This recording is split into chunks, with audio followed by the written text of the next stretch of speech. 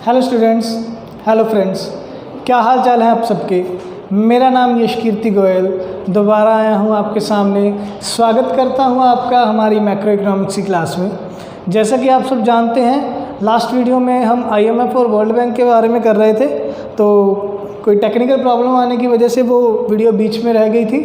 तो अब मैं आपको वो वीडियो कंटिन्यू करते हुए, वो टॉपिक कंटिन्यू करते हुए हम वर्ल्ड बैंक के ऊपर हमारा लेक्चर करेंगे। आज का लेक्चर हमारा वर्ल्ड बैंक पर रहेगा।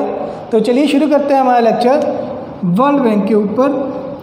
जैसा कि आपको याद हो, मैंने लास्ट वीडियो में आपके बताया था कि जो ब्रेटन वुड्स कॉन्फ्रेंस हुआ, ब्रेटन वुड्स कॉन्फ्रेंस हुआ कब हुआ? 1944 में। इन्होंने ये डिसाइड किया कि 27 दिसंबर 1945 को, 27 दिसंबर 1945 को दो वर्ल्ड लेवल पे काम करने वाली अर्थव्यवस्था से रिलेटेड संस्थाएं बनाई जाएंगी। दो वर्ल्ड इकोनॉमिक ऑर्गेनाइजेशंस बनाई जाएंगी, ठीक है।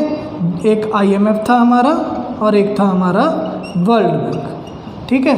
यह मैंने आपको वीडियो में लिखवाया था नाम IBRD। मैंने आपको वीडियो में नाम लिखवाया था IBRD, ठीक है। तो ये हम कर रहे थे। तो आइए देखते हैं कि वर्ल्ड बैंक क्या चीज़ है, क्यों बनाया गया, किस लिए बनाया गया, एटसेट्रा एटसेट्रा। तो 27 दिसंबर 1945 को एक संस्था तो हमें IMF मिला, इंटरनेशनल मॉनेटरी फंड या अंतर्राष्ट्रीय मुद्रा कोष। दूसरी संस्था हमें मिली IBRD। इसकी फुल फॉर्म है international bank for reconstruction and development. International bank for reconstruction and development, IBRD, international bank for reconstruction and development, ठीक है। अब देखिए, जो भी नुकसान हुआ वर्ल्ड वॉर 2 के बाद मोस्टली जर्मनी को और यूरोपियन कंट्रीज़ को और UK को सबसे ज़्यादा नुकसान हुआ वर्ल्ड वॉर 2 के बाद। तो जो हमारी ब्रेटन वुड्स कॉन्फ्रेंस थी, इन्होंने पहले ही ये डिसाइड कर लिया कि जिन जिन कंट्रीज़ को सबसे ज़्यादा हानि होगी जान और माल की, उसके लिए एक बैंक बनाया जाएगा, international bank for reconstruction and development के नाम से, जो क्या करेगा, अब जो उसके मेंबर कंट्रीज़ होंगे वो पैसा इकट्ठा करेंगे और जिन कंट्रीज़ में सबसे ज़्यादा नुकसान पहुंचा है वहाँ पे हम प्रोवाइड करेंगे। क्या चीज़ प्रोवाइड करेंगे? उनको लोन की फैसिलिटी प्रोवाइड करेंगे ताकि वो अपने इंफ्रास्ट्रक्चर को रिकंस्ट्रक्ट कर सकें, अपनी आधारभूत संरचना को दोबारा रिकंस्ट्रक्ट कर सकें और अपनी इकोनॉमी को द्वारा, अपनी अर्थव्यवस्था को दोबारा डेवलप करवा सकें। क्लियर है? ठीक है। तो IBRD बनाने का क्या पर्पस था? सबसे पहले जब IBRD बनाया गया तो इसका पर्पस क्या था? इसका पर्पस था कि जिन कंट्रीज़ को वर्ल्ड वॉर 2 के कारण सबसे ज़्यादा जान और माल की हानि हुई है, उन कंट्रीज़ को हमने लोन और फंड्स प्रोवाइड करने हैं। किस चीज़ के लिए? रिकंस्ट्रक्शन और डेवलपमेंट के लिए। अब वो जो रिकंस्ट्रक्शन और डेवलपमेंट के लिए लोन या फंड्स दिए जाएंगे, लोन या फंड्स जो रिकंस्ट्रक्शन और डेवलपमेंट के लिए दिए जाएंगे, वो सबमिट कौन करेगा? वो सारे मेंबर कंट्रीज सबमिट करेंगे। और उसके लिए पर्पस कितना रखा गया? पर्पस रखा गया सबसे पहले 10 ईयर्स का। पर्पस रखा गया सबसे पहले 10 ईयर्स का कि 1945 से हमने 1955 तक जो भी कंट्रीज़ में सबसे ज़्यादा नुकसान हुआ है उसके नुकसान की भरपाई करनी है, उनको रिकंस्ट्रक्ट और रीडेवलप करना है। क्लियर है? ठीक है। तो जैसा कि हम ब्रेटन वुड्स कॉन्फ्रेंस कर रहे थे, ब्रेटन वुड्स कॉन्फ्रेंस में सबसे पहले कितने मेंबर्स ने पार्ट लिया? 44 मेंबर्स ने पार्ट लिया, राइट। इंडिया भी इसका मेंबर था। इंडिया भी क्या था? फाउंडिंग मेंबर था। इंडिया भी हमारा फाउंडिंग मेंबर था। ठीक है, अब ध्यान से समझिए, इसके बाद क्या हुआ, इंडिया फाउंडिंग मेंबर बना। अब इंडिया दोनों का फाउंडिंग मेंबर बन गया, आईएमएफ का भी, आईबीआरडी का ही। ठीक है, आईएमएफ और आईबीआरडी दोनों को मिलके क्या बोलते हैं, ब्रेटन वुड्स ट्विंस। यही किया था हमने, आईएमएफ और आईबीआरडी को मिला के क्या बोलते हैं, ब्रेटन वुड्स ट्विंस। ठीक है, बाद में कुछ साल बाद जब 1955 में हमें लगा कि जो कंट्रीज़ में सबसे ज़्यादा नुकसान हुआ था उनकी रिकन्स्ट्रक्शन और रीडेवलपमेंट हो रही है या हो चुकी है, अब क्या किया जाएगा, अब आईबीआरडी का क्या पर्पस होगा। कहते हैं अब क्या पर्पस हम रखें आईबीआरडी का, इसका जो मेन पर्पस था रिकन्स्ट्रक्शन और डेवलपमेंट करवाना वो तो हो गया, अब ये थोड़ी ना कि ये संस्था बंद कर दी जाएगी।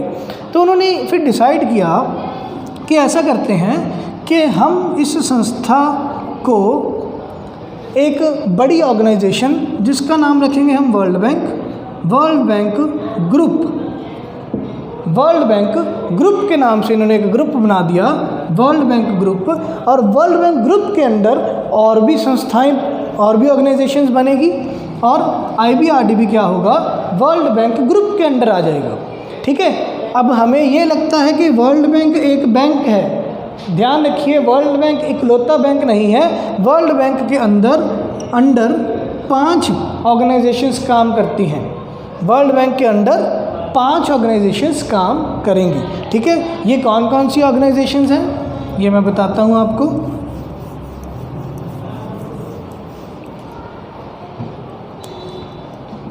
सबसे पहले है आईबीआरडी, ये हमें पता ही है कब बनी, 1945 में बनी। ठीक है, 1945 में बनी। इसके बाद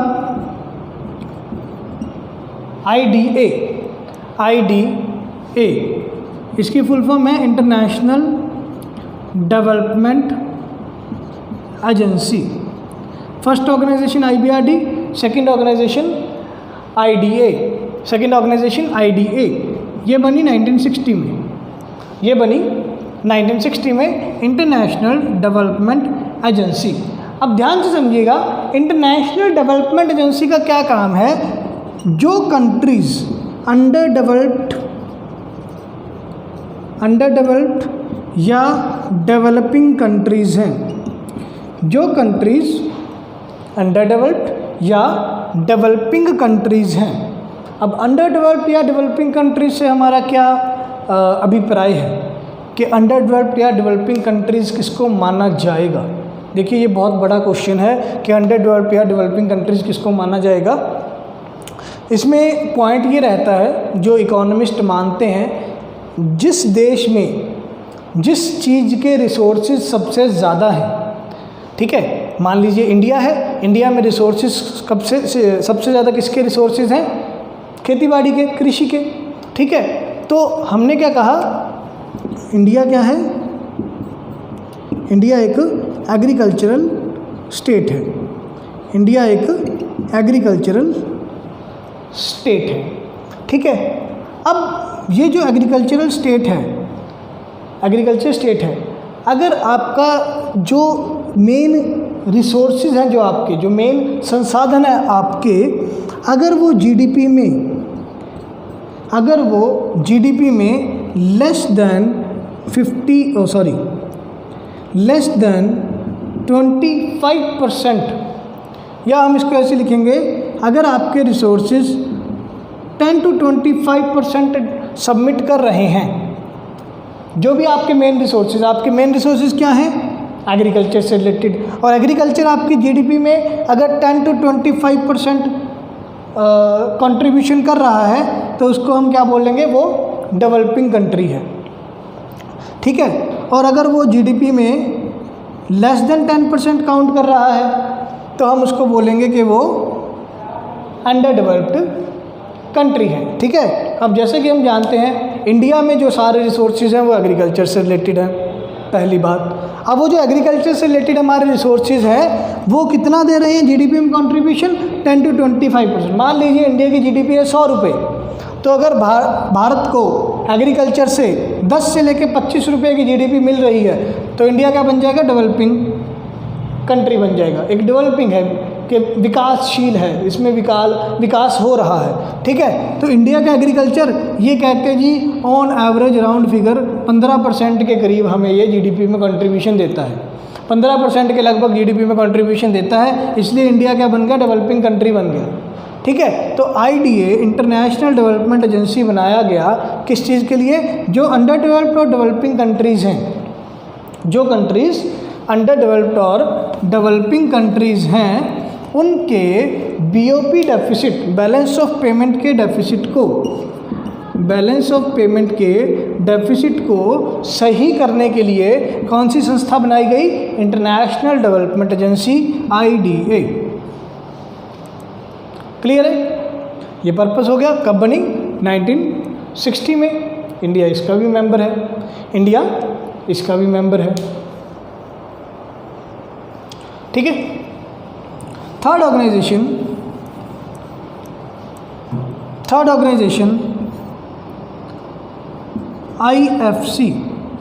आईएफसी ये बनी 1956 में। सॉरी, वो एक थोड़ी क्रोनोलॉजी गलत हो गई। IFC international finance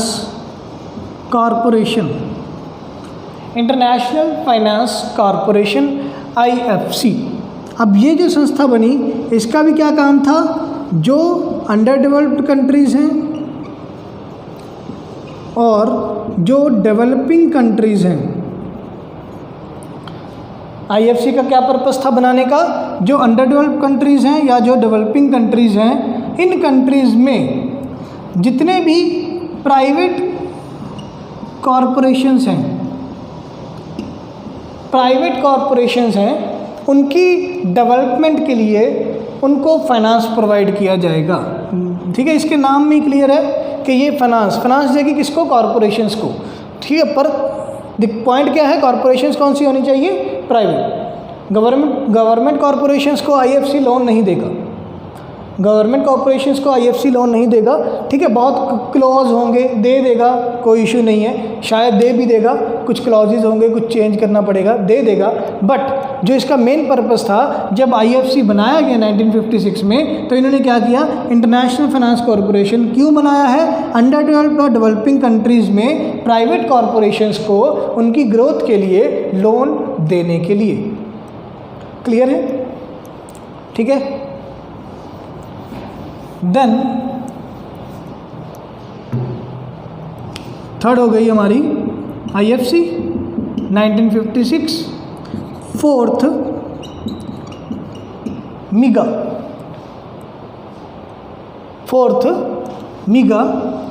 1988। मीगा का फुल फॉर्म है मल्टीलेटरल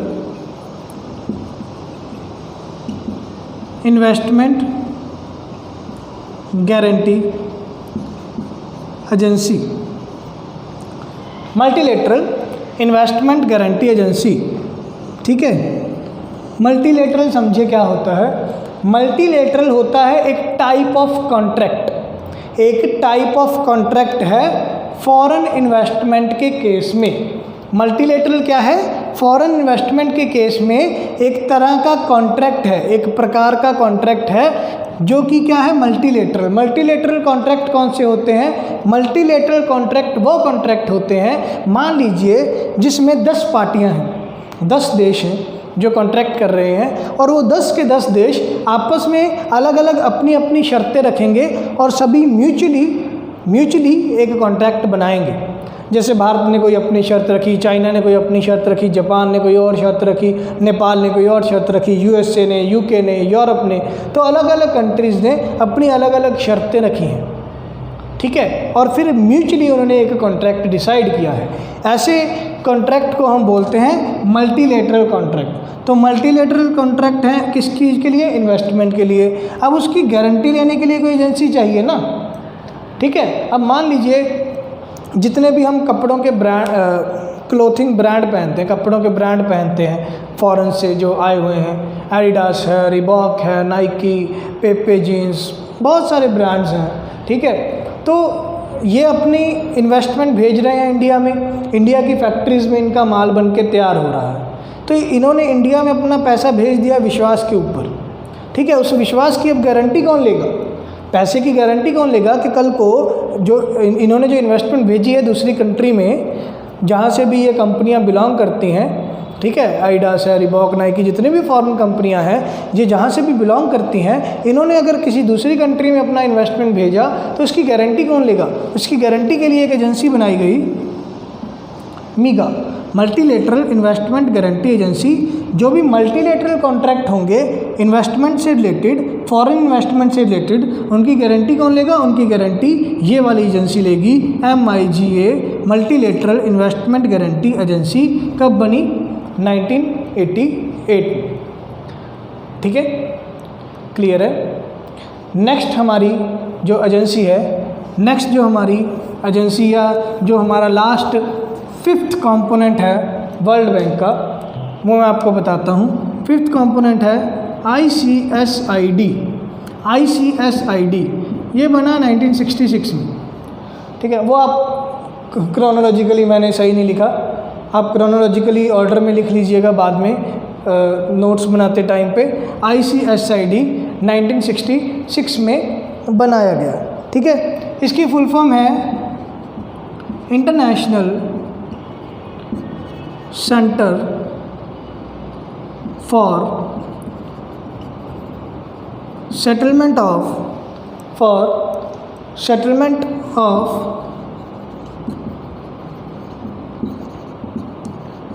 इन्वेस्टमेंट डिस्प्यूट्स।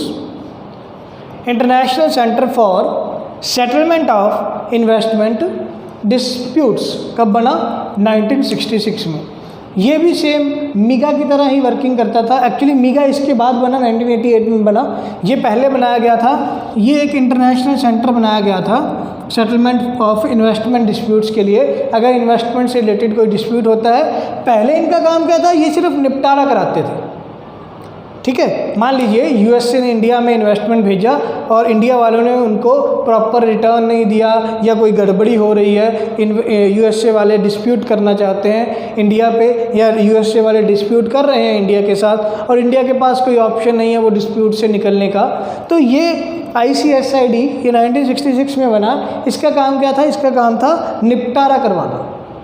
ये as a broker, as a middle agent काम करते थे कि ठीक है भाई, आप दोनों के बीच में मैं बैठ जाता हूँ, आप भी अपनी तर्क दीजिए, मैं भी अपने तर्क देता हूँ, ठीक है। USA के भी सुने जाएंगे आर्गूमेंट्स, इंडिया के भी आर्गूमेंट्स सुने जाएंगे, फिर दोनों का निपटारा करवाया जाएगा। तो ये पहले मिडिल एजेंट का काम करते थे। इसलिए बाद में 1988 में मीगा बनाया गया, मल्टीलेटरल इन्वेस्टमेंट गारंटी एजेंसी, कि अब पहले ही गारंटी वर्ल्ड बैंक लेगा, पहले ही गारंटी वर्ल्ड बैंक लेगा कि कैसे हमको काम करना है या कैसे इन्वेस्टमेंट की जाए। क्लियर है? ठीक है।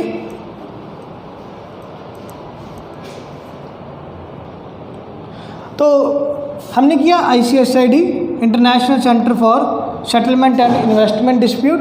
तो जो ये हमारा international centre for settlement and investment dispute है, इंडिया इसका हिस्सा नहीं था, अभी भी नहीं है, ठीक है।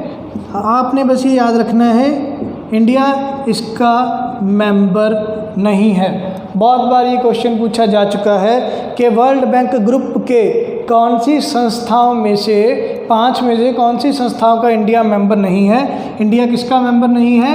ICSID का इंडिया मेंबर नहीं है। क्लियर है? ठीक है। तो ये हमारी 5 ऑर्गेनाइजेशंस जिससे मिलके बना हमारा वर्ल्ड बैंक ग्रुप, जिससे मिलके बना हमारा वर्ल्ड बैंक ग्रुप। अब हम देखेंगे कि वर्ल्ड बैंक की कौन सी टॉप 5 कंट्रीज़ हैं, कौन सी टॉप 5 कंट्रीज़ हैं हमारे वर्ल्ड बैंक की। तो सबसे पहले सभी को ही पता है USA, दूसरे नंबर पे जापान, तीसरे पे चाइना, चौथे पे आएगा आपका जर्मनी,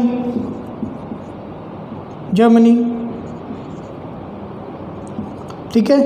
5वें पे आएगा आपका यूके, यूनाइटेड किंगडम।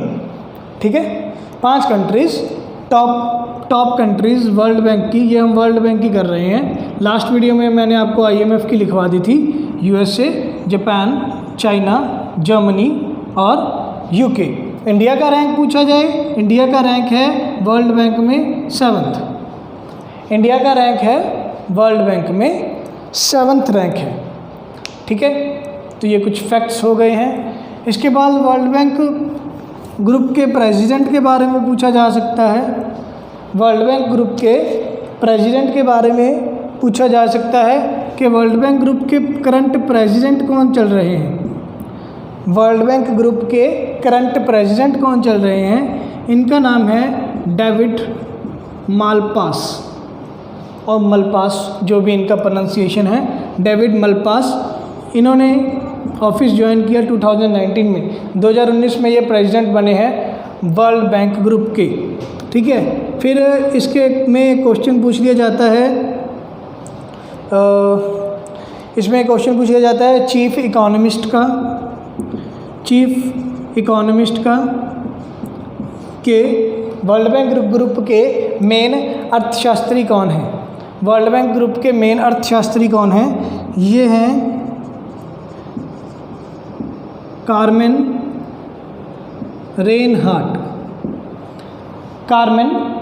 रेनहार्ट। ये चीफ इकोनॉमिस्ट हैं वर्ल्ड बैंक ग्रुप के। ठीक है, चीफ इकोनॉमिस्ट कौन है? Carmen Reinhart. प्रेसिडेंट कौन है? David Malpass. इसके बाद MD पूछ लिए जाते हैं। MD एंड CEO कौन है वर्ल्ड बैंक के? MD एंड CEO कौन है वर्ल्ड बैंक के?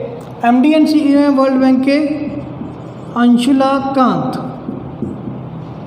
ठीक है, इंडियन है, ये इंडियन है।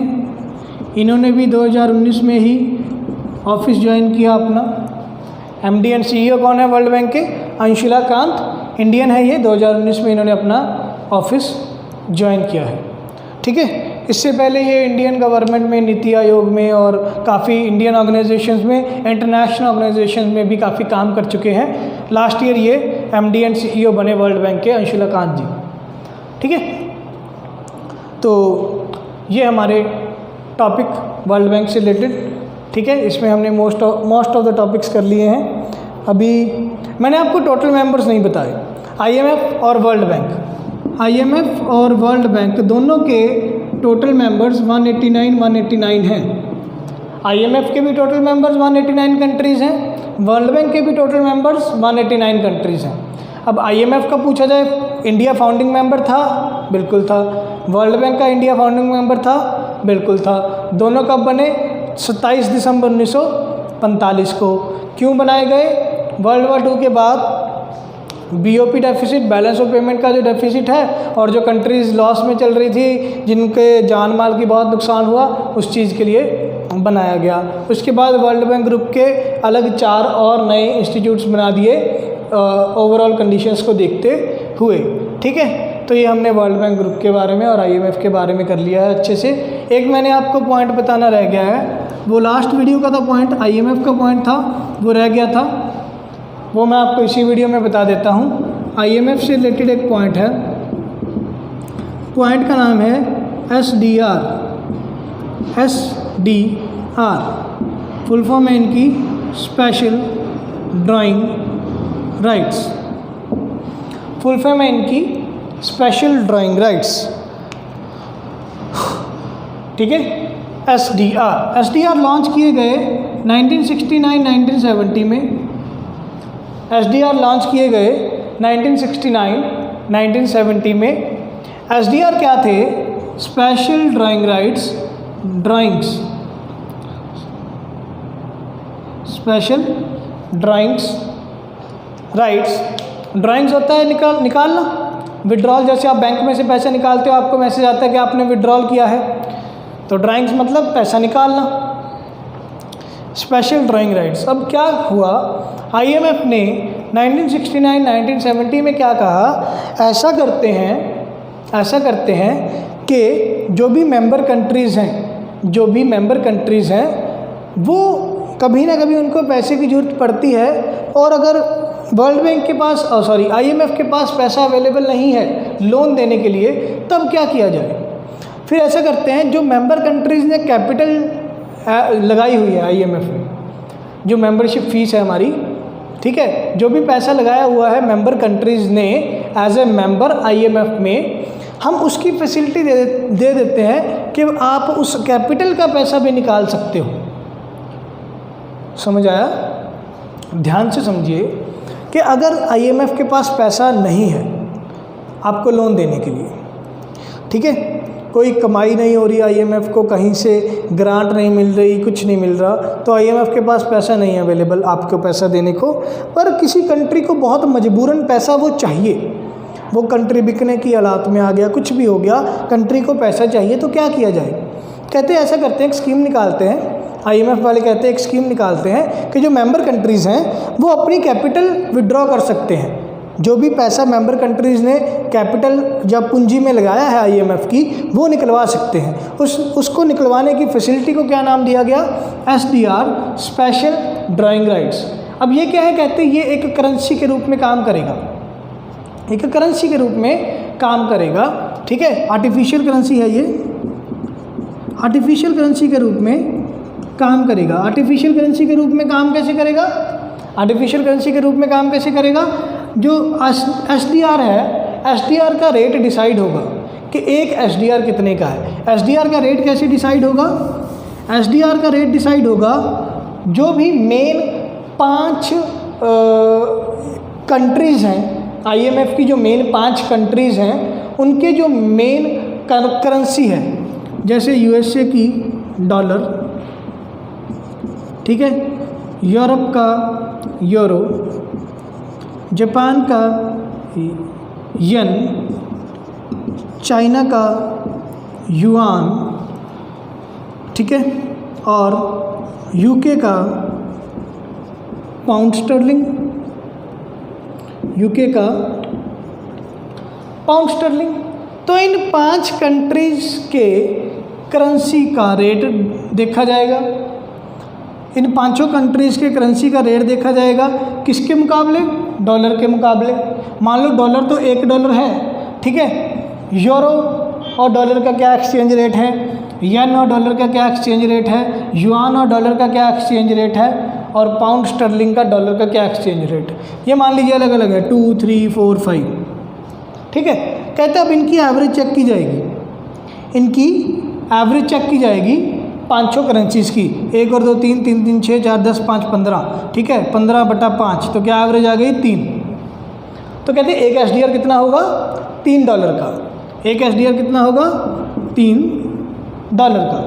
अब जिस भी मेंबर कंट्री ने जितने SDR खरीद लिए, ठीक है, मान लीजिए मेरे पास 100 करोड़ हैं, 100 करोड़ डॉलर है मेरे पास, तो मैं $3 के अकॉर्डिंग, 100 करोड़ डॉलर के अकॉर्डिंग मैं $3 के हिसाब से कितने SDR खरीद सकता हूँ, ठीक है। तो ऐसे कहते उन्होंने एक SDR एक आर्टिफिशियल करेंसी बना दी कि ये आप SDR परचेज़ कर लो, एक सर्टिफिकेट समझ लो, $3 का एक सर्टिफिकेट है, एक सर्टिफिकेट खरीदोगे आप, $3 आपकी कैपिटल मानी जाएगी।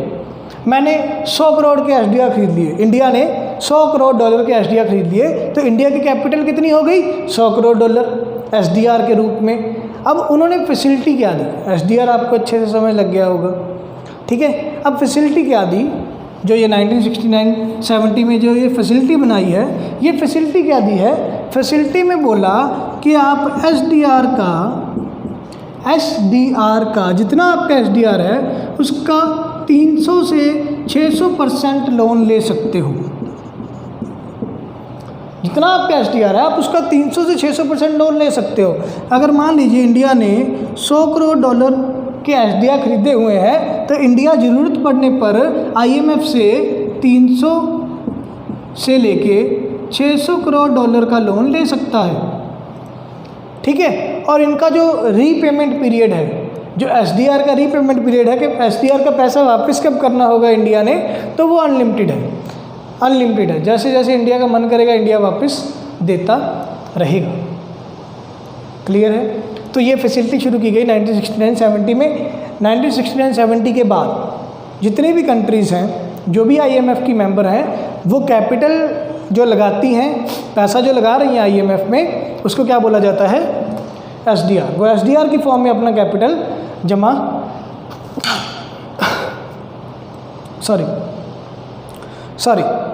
वो SDR की फॉर्म में अपना कैपिटल जमा कर रही हैं IMF में।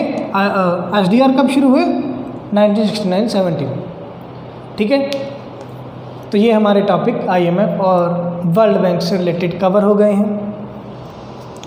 आप होमवर्क के लिए ये कर सकते हो, आप होमवर्क के लिए क्या करोगे कि किस कंट्री का या मेन 5 कंट्रीज़ जिनका SDR सबसे ज़्यादा है, जिन्होंने सबसे ज़्यादा पैसा लगाया हुआ है IMF के अंडर, SDR जिन्होंने सबसे ज़्यादा खरीदे हुए हैं IMF के, वो 5 कंट्रीज़ याद कर लीजिएगा आप। ठीक है, वर्ल्ड बैंक के जो अलग अलग ग्रुप्स हैं, वर्ल्ड बैंक ग्रुप के जो अलग अलग ऑर्गेनाइजेशंस हैं, IBRD, IDA, IFC, MIGA, ICSID, उन सभी के इंडिविजुअली मेन 5-5 मेंबर जो हैं वो आप याद कर सकते हैं। ठीक है, वैसे पूछे नहीं गए हैं, ओवरऑल वर्ल्ड बैंक के पूछते हैं, वो मैंने आपको बता दिए हैं, पर एक्स्ट्रा नॉलेज के लिए आप वो याद कर सकते हैं। ठीक है, और एक आपको होमवर्क है कि इनके वोटिंग राइट्स, वैसे इनका भी कभी वोटिंग राइट्स का क्वेश्चन नहीं आया, पर वो भी आप याद कर लीजिएगा, क्योंकि किस्मत का पता नहीं चलता, शायद पूछ लें, तो वो आप ऑनलाइन देख लीजिएगा, आपको मिल जाएंगे। अगर नहीं मिले तो मेरे को बता दीजिएगा, मैसेज कर दीजिएगा, मैं आपको बता दूंगा कि IMF के जो मेन 5 कंट्रीज़ हैं और इंडिया है, उनको कितने वोटिंग राइट्स मिले हुए हैं, और वर्ल्ड बैंक के जो मेन 5 कंट्रीज़ हैं और इंडिया को कितने वोटिंग राइट्स मिले हुए हैं। क्लियर है? तो ये था हमारा टॉपिक वर्ल्ड बैंक का, IMF वाली वीडियो और ये वर्ल्ड बैंक वाली वीडियो। इससे आपका हमारे 2 मेन इकोनॉमिक ऑर्गेनाइजेशंस IMF और वर्ल्ड बैंक हो गए हैं। नेक्स्ट क्लास में हम WTO वर्ल्ड ट्रेड ऑर्गेनाइजेशन के बारे में करेंगे। ठीक है, आशा करता हूँ कि आपको आज का लेक्चर अच्छा लगा होगा, सारी चीज़ें अच्छे से समझ लगी होंगी। नहीं समझ लगी हैं तो वीडियो को रिवाइंड करके देखिए, वीडियो दोबारा देखिए, नहीं तो आप मुझको कॉल कीजिए, ग्रुप में पूछिए, जैसे आपको कन्वीनियंट लगता है। तब तक के लिए हेल्दी रहिए, हैप्पी रहिए, सेफ रहिए। Good bye, take care.